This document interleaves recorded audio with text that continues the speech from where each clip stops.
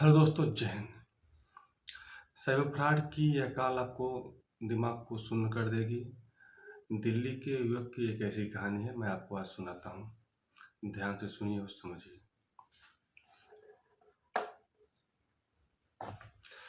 देश भर में साइबर क्राइम के केस काफ़ी बढ़ गए हैं और ठग नए नए तरीके से लोगों को अपना शिकार बना रहे हैं। ऐसे एक मामले में दिल्ली के युवक को कुरियर कंपनी फेडेक्स के नाम पर कैसे ठगा गया, हम इस बारे में चर्चा करेंगे।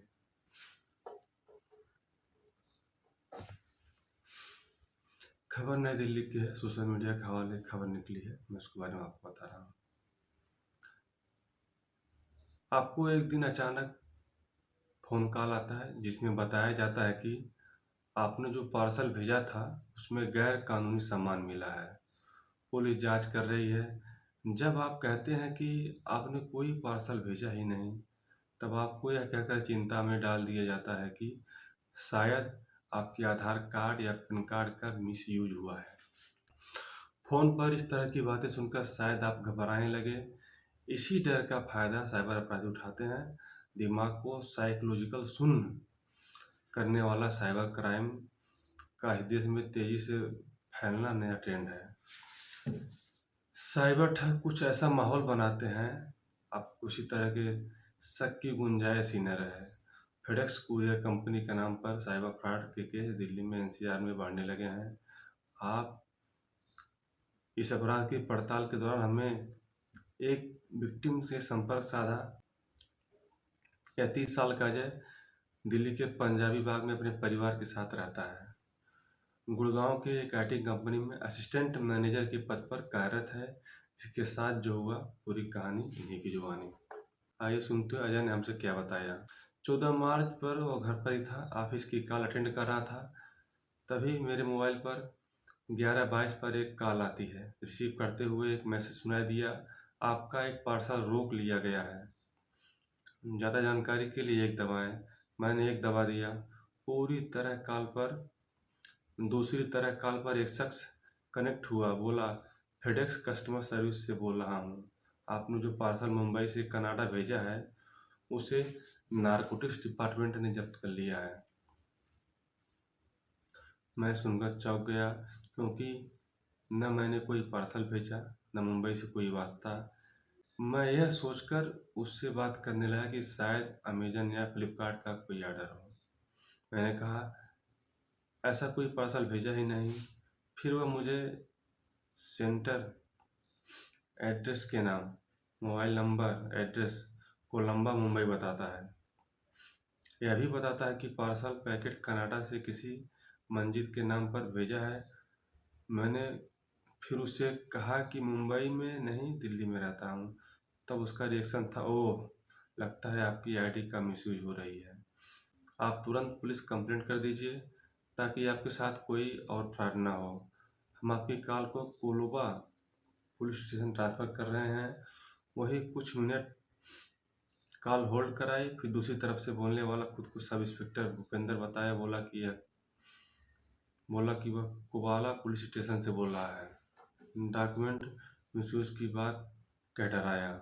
पुलिस का नाम सुनते ही मैंने उससे कहा, सर मैं दिल्ली में रहता हूँ, मुझे पता चला है कि मेरे नाम और डॉक्यूमेंट का कोई मिसयूज हुआ है, मैं कंप्लेंट करना चाहता हूँ। वह बोला आप मुंबई आ जाओ। मैंने कहा सर मेरा मुंबई आना संभव नहीं है, क्या मैं ईमेल से कंप्लेंट भेज दूँ? वह बोला हम पुलिस स्टेशन के ऑफिशियल नंबर से वीडियो कॉल करेंगे, आपको जैसे जैसे बताते जाएं करते जाना। कॉल करते ही कुछ सेकंड में मेरे पास एक वीडियो कॉल आता है। उस नंबर पर फोटो मुंबई पुलिस का था। वीडियो ऑन करते ही सामने मुंबई पुलिस की वर्दी पहन शख्स दिखता है। दीवार पर मुंबई पुलिस का लोगो था। दिखने में कोई पुलिस स्टेशन जैसा लग रहा था। उस पुलिस वाले ने कहा, हम ऑनलाइन बयान रिकॉर्ड करेंगे, आप जिस जगह हो वहाँ पूरे एरिया को रोटेट करके व्यू दिखाइए। रूम में कोई नहीं होना चाहिए क्योंकि इसमें रिकॉर्डिंग होगी और कुछ भी गलत हुआ तो सज़ा होनी तय है। मैं डरा हुआ था, तुरंत अंदर से दरवाज़ा लॉक किया, फिर मोबाइल के कैमरे से पूरा रूम दिखाया। कॉल डिस्कनेक्ट होती है, तुरंत दूसरे नंबर से इस बार डायरेक्ट कॉल आती है। ट्रू कॉलर में कोबाला पुलिस स्टेशन लिखा आता है। कॉल रिसीव करते ही दूसरी तरफ से खुद को एसआई बताने वाला बयान रिकॉर्ड करने लगता है। वह पूरी इंटरोगेशन करता है, फिर डराता है, बात रिकॉर्ड हो रही है, झूठ मत बोलना। वह मुझे फैमिली बैकग्राउंड, उम्र, प्रॉपर्टी, क्या जॉब करते हैं, कितनी सैलरी है, कितना बैंक बैलेंस, पेरेंट्स क्या करते हैं, अनेकों सवाल करता गया और मैं जवाब देता गया। तभी वह कहता है कि मुंबई में आपकी आईडी का मिसयूज करके जो ड्रग्स पकड़ी गई है वह बहुत ही हाई प्रोफाइल सिंडिकेट है, इसलिए पहले मुंबई पुलिस हेडक्वार्टर में बात करनी पड़ेगी। कॉल पर ही मुझे वाले सेठ जैसी आवाज़ सुनाई देती है। वह भूपेंद्र वाले जैसे साउंड पर बात करते हुए मेरे साथ अजय है। उस ट्रक वाले केस में इनकी ही आईडी मिसयूज हुई है। वायरलेस पर दूसरी तरफ से कड़क आवाज़ सुनाई देती है। वह कहता है, ओह ये अजय, इसके नाम तो अरेस्ट वारंट इशू हो चुका है। कोवाला में हमने जब ड्रग्स के अड्डे पर रेड की, उस जगह पर इनके नाम का डेबिट कार्ड मिला है जिससे 80 लाख की ड्रग खरीदी गई है। वह वायरलेस सेट पर ही भूपेंद्र से डांटते हुए कहता है, अभी तक तुमने उसे गिरफ्तार क्यों नहीं किया? इसे 3 महीने की जेल होगी, बैंक अकाउंट भी फ्रीज होंगे। यह सब आवाज़ें सुनकर मैं डर गया, हाथ पांव कांपने लगे। मैंने कहा, सर कुछ गलतफहमी हुई है, मैंने ऐसा कुछ नहीं किया है। इतने में वह किसी एसीपी से वाले सेट पर बात कर रहा है। एसीपी उसे बोलता है, जब हेडक्वार्टर कह रहा है इसके नाम से वारंट इशू है तो गिरफ्तार करने में इतनी देरी क्यों? वह एसआई भूपेंद्र कहता है, आप सीधे लगते हो, आपकी आईडी मिसयूज हुई है, आपको एक रास्ता बताता हूँ। देखिए दोस्तों, मतलब साइबर अपराधी हैं सब, ये कोई पुलिस नहीं है, ना कोई वकील है, कुछ नहीं, सब मिले जुले हुए हैं, सब फ्रॉस्टर हैं। एक दूसरे को कभी पुलिस बन जाएंगे, कभी वकील बन जाएंगे, कभी नारकोटिक्स बन जाएंगे, ऐसे कर रहे हैं। अब जो अपने आप को खुद दरोगा बताता है उसको मतलब ऐसे विश्वास में लेता है कि वह आप उसकी हेल्प करना चाहता है अजय की। और देखिए आगे क्या कहता है। वो कहता है कि सरकार ने पब्लिक प्रोसिक्यूटर अपॉइंट किए हुए हैं जो आप जैसे शरीफ लोगों की मदद करेंगे। मैं आपकी प्रोसिक्यूटर से बात कराता हूँ। उसी कॉल पर एक कॉल जोड़ता है, दूसरी तरफ बोलने वाला खुद को एडवोकेट दीपक बताता है और मुझे कहता है, आज शाम 6 बजे से पहले मुंबई हाई कोर्ट पहुँचूँ। मैंने कहा, इस समय 2:30 बज रहे हैं, इतनी जल्दी आना संभव नहीं है।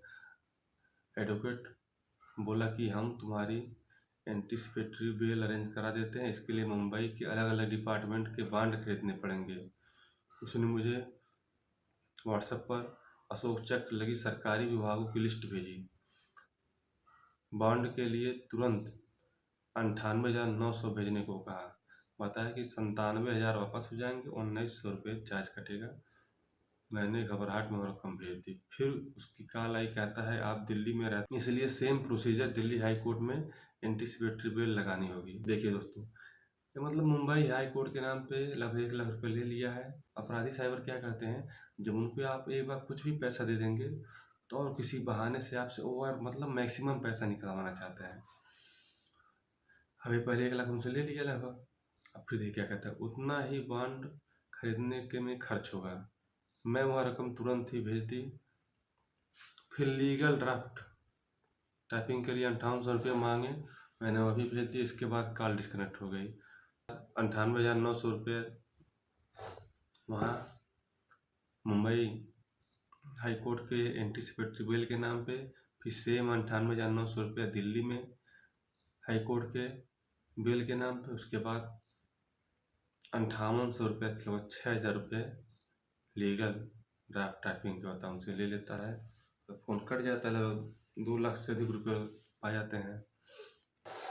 उसके बाद बताता है वह पीड़ित कि मैं रोता हुआ कमरे से बाहर निकला, माँ को बताया मैं आज जेल चला जाता, बाल बाल बच्चा हूँ।